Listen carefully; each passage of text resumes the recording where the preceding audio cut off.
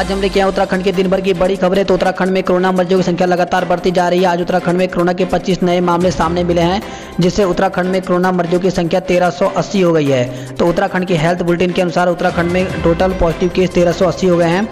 वहीं अब तक 13 लोगों की मौत भी हो चुकी है। तो इस प्रकार से उत्तराखंड में अगर हम बात करें, टोटल जो आंकड़े हैं वो 1380 हो गए हैं। वहीं 663 लोग अब तक ठीक भी हो गए हैं। 697 केस अभी एक्टिव हैं, जबकि 13 लोगों की मौत हुई है। तो अल्मोड़ा में कोरोना मरीजों की संख्या 73 हो गई है। बागेश्वर में 35, चमोली में 34, चंपावत में 48, देहरादून में 370, हरिद्वार में 143, नैनीताल में 324, पौड़ी गढ़वाल में 47, पिथौरागढ़ में 44, रुद्रप्रयाग में 24, टिहरी गढ़वाल में 124, उधम सिंह नगर में 91, उत्तरकाशी में 23। तो टोटल मामले 1380 पहुँच गए हैं। और वहीं खबर आई है नैनीताल से, जहां पर रेड जोन जिले नैनीताल में भी खुलेंगे धार्मिक स्थल, शॉपिंग मॉल।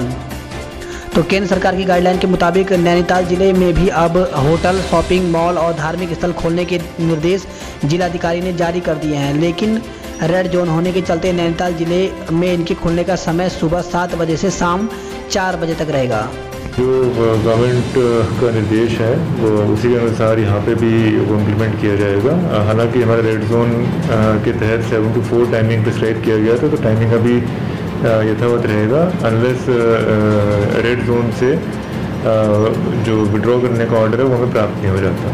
सर, बात होटल रेस्टोरेंट भी खुले जाएंगे, इसलिए मंदिर खुले जाएंगे और क्या चीज़ नहीं खोल सकते, इस तरह के नियम जो ऑर्डर हुआ है स्टेट गवर्नमेंट का, और जैसे अन्य डिस्ट्रिक्ट्स में व्यवस्था रहेगी वही व्यवस्था हमारे जिले में भी लागू रहेगी। मॉल्स, रेस्टोरेंट्स और हमारे धार्मिक स्थल वो ओपन हो जाएंगे, लेकिन उसमें कुछ प्रतिबंध हैं, उन प्रतिबंधों को फॉलो करना होगा। इन सबको एक अंडरटेकिंग देनी होगी थ्रू थाना, थ्रू लोकल SDMs कि ये जो निर्देश हैं, जो प्रतिबंध हैं, उनको ये लोग फॉलो करेंगे और वायलेशन पे इनके ऊपर विधिक कार्रवाई के लिए ये लोग एलिजिबल हो जाएंगे। इस खबर आई है उत्तराखंड बोर्ड परीक्षाओं को लेकर। तो उत्तराखंड 10वीं और 12वीं की बची हुई बोर्ड परीक्षाओं का टाइम टेबल बदल दिया गया है। अब इस दिन होगी परीक्षाएं, इसके लिए आदेश जो है वो जारी कर दिया है।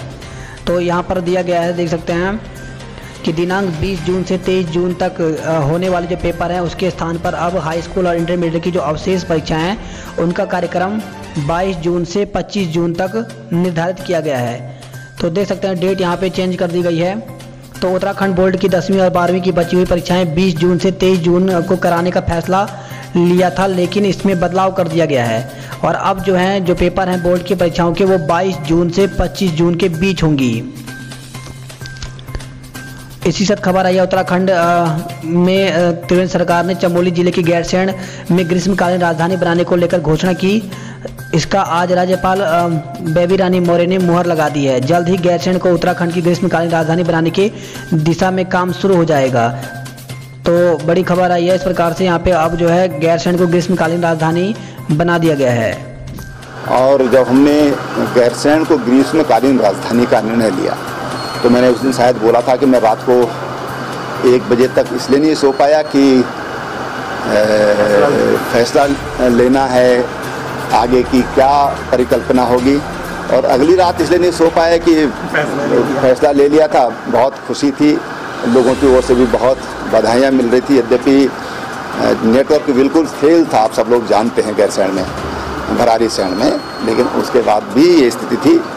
तो आज मेरे लिए एक बहुत व्यक्तिगत रूप से भी मेरे लिए एक बहुत खुशी की बात है, और मैं समझता हूँ कि समाज के सब लोगों की निगाह थी कब इसका शासनादेश होगा। तो शासनादेश आज हो गया है। इसलिए आज का दिन भी 4 मार्च के निर्णय जैसा ऐतिहासिक है, या फिर 9 नवंबर 2000 जैसा आज का दिन। उत्तराखंड से बड़ी खबर है, जहां पे उत्तराखंड में अब 30 जून तक बद्रीनाथ की यात्रा पर रोक लगा दी गई है। तो 8 जून से त्रिवेंद्र रावत ने कंटेनमेंट जोन और देहरादून नगर निगम एरिया को छोड़ करके आज नियमों और शर्तों के साथ होटल, रेस्टोरेंट, मंदिर खोले गए। तो वहीं इस बीच चारधाम यात्रा शुरू करने को लेकर के संशय बना हुआ है। चारधाम यात्रा शुरू करने और न करने का फैसला सरकार के देवस्थानम बोर्ड और तीर्थ पुरोहितों सहित हकुलधारियों के ऊपर छोड़ा गया था। वहीं अब बद्रीनाथ यात्रा को लेकर के बड़ा फैसला लिया गया है। तो कोरोना संक्रमण के देखते हुए अब जो है बद्रीनाथ यात्रा को 30 जून तक शुरू न किए जाने का फैसला लिया गया है। ये फैसला सभी ने बैठकर सर्वसम्मति से लिया है। तो 30 जून तक बद्रीनाथ की यात्रा अभी नहीं होगी। और वहीं खबर आई है उत्तराखंड से, जहां पर भीषण हादसा हुआ है जिसमें 2 बहुओं की मौत हो गई है। एक ही दिन में दोनों की शादी हुई थी, दोनों के मासूम बच्चे भी हैं। तो हल्द्वानी से खबर है, जहां पे हल्द्वानी की रहने वाली 2 युवतियां एक ही दिन एक ही घर में ब्याह कर आई थी। एक नए जीवन की शुरुआत दोनों ने एक साथ की थी, वहीं दोनों ने इस दुनिया को अलविदा कह दिया है। तो ये सुबह दूध लेने के लिए गई थी, जहाँ पे इनका स्कूटी दुर्घटनाग्रस्त हुआ है, जिसमें स्कूटी जो है वो खाई में गिर गई, जिसमें दोनों बहुओं की मौत हो गई है।